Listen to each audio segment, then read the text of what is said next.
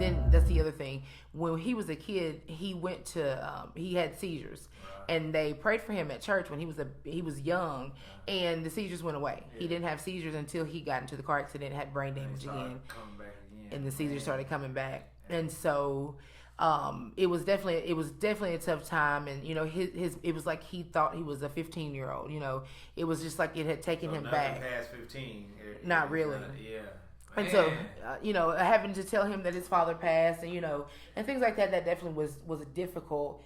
But again, I look now that I tell you this, I think about all the things that could have went wrong.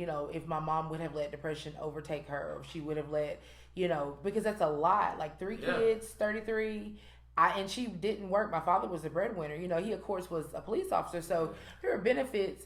But still, you know what I'm saying? And then I'm still trying to make it through life without my husband. Yeah, you gotta still make it and move forward. Right. And that happened, which you wasn't even over 3 months prior. Right. And then, your children are having moments. You have one child that doesn't say anything about anything. And then you've got me who is, just all over the place, And so it was hard. It was tough. It was a lot going on. And so he's in the hospital. He had to learn how to walk again, learn how to do pretty much everything again, because he had been, in the coma for so long.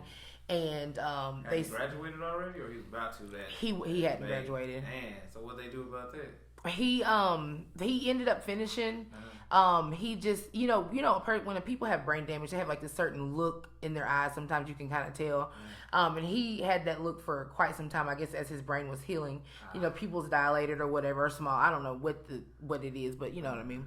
And so he began to defy all the odds as far as with them saying, well, he wasn't this and he wasn't that. But he did tell us once he came back to, to being himself a little bit. He told us that he had seen us, and we were like, what do you mean you seen us? And he told us that, I seen you in that room with the doctor, and the doctor told you that I was going to die. Yeah. And you said, you cried and said, please don't let my baby go. Please don't let my son die. I just lost my husband. Yeah. And this is the thing. There's no way, because he was in ICU. Right, he was out of it. Completely out of it. I can see if maybe we were in the next room, or maybe if we were, in the room with him. Out front talking to y'all. Right. No, the doctor's like through ICU on another floor. We're talking. He said that, he had an out of body experience. He was pretty much, he said, in the ceiling and, hovering over like he had been taken out of his body, and he's seen that. Yeah.